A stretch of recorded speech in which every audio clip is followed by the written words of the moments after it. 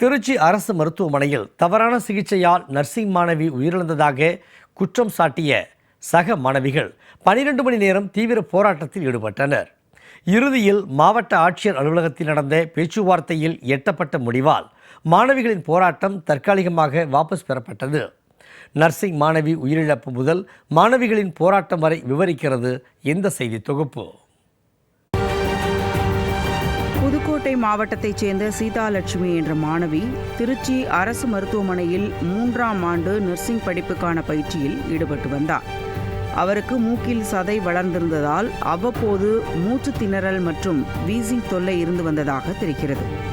இதற்காக சிகிச்சைக்கு சென்ற அவருக்கு மருத்துவமனை நிர்வாகம் அறுவை சிகிச்சை செய்ய ஏற்பாடு செய்தது.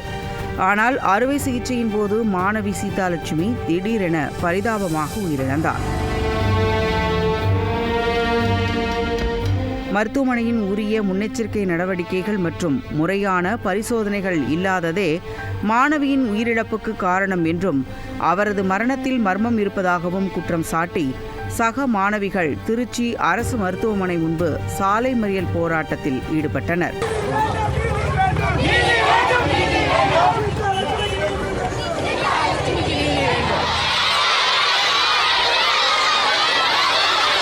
தகவல் அறிந்து சென்ற காவல்துறையினர் போராட்டத்தில் ஈடுபட்ட மாணவிகளை அப்புறப்படுத்த முயன்றபோது இருதரப்பினருக்கும் இடையே தள்ளுமுள்ளு ஏற்பட்டதால் அங்கு பரபரப்பு நிலவியது.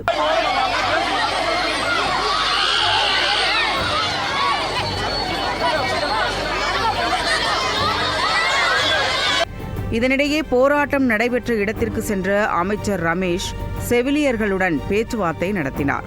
மாணவியின் மரணம் தொடர்பாக விசாரிக்க குழு அமைக்கப்படும் என அமைச்சர் ரமேஷ் உறுதியளித்ததை தொடர்ந்து சாலை மறியல் போராட்டத்தை கைவிட்ட மாணவிகள் மருத்துவமனை வளாகத்தின் முன்பு தொடர் தர்ணாவில் ஈடுபட்டனர்.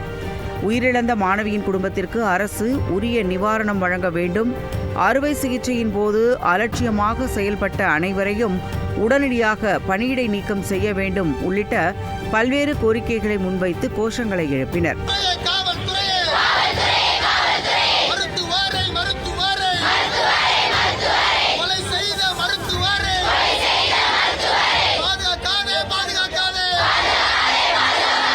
மாணவிகளின் தொடர் போராட்டத்தை தொடர்ந்து அமைக்கப்பட்டுள்ள விசாரணை குழுவில் 2 கல்லூரி மாணவிகளுக்கு இடம்பெற அனுமதி அளிக்கப்பட்டுள்ளது. போராட்டத்தில் ஈடுபட்ட சுபலட்சுமி, விஜயலட்சுமி ஆகியோர் விசாரணை குழுவில் இணைவார்கள் என போராட்ட குழுவினர் தெரிவித்தனர். இதனிடையே காலை தொடங்கி இரவு வரை சுமார் 12 மணி நேரம் நடந்த போராட்டத்தை அடுத்து மாவட்ட ஆட்சியர் அலுவலகத்தில் பேச்சுவார்த்தை நடந்தது. அப்போது மாணவி உயிரிழக்க காரணமாக கூறப்படும் சம்பந்தப்பட்ட மருத்துவர்கள் மீது உரிய நடவடிக்கை எடுக்கப்படும், மாணவியின் குடும்பத்தில் ஒருவருக்கு அரசு வேலை மற்றும் உரிய நிவாரணம் வழங்கப்படும் என ஆட்சியர் உறுதியளித்ததை தொடர்ந்து மாணவிகளின் போராட்டம் தற்காலிகமாக வாபஸ் பெறப்படுவதாக அறிவிக்கப்பட்டது. காலையிலிருந்து யாருமே வரல, இப்பதான் சப் கலெக்டர் வந்திருக்காங்க. ஏதோ ஒரு கூட்டத்தை கூட்டிட்டு வரதுக்காண்டி போயிருக்காங்களாம். அது எங்களுக்கு என்ன வேணும்னு ஒழுங்கா தெரியல. அவங்க கூட்டிட்டு வந்ததுக்கு அப்புறம் தான் அந்த பிள்ளைங்க வந்து எங்களுக்கு எங்க கூட படிக்கிற பிள்ளைங்க போயிருக்காங்க.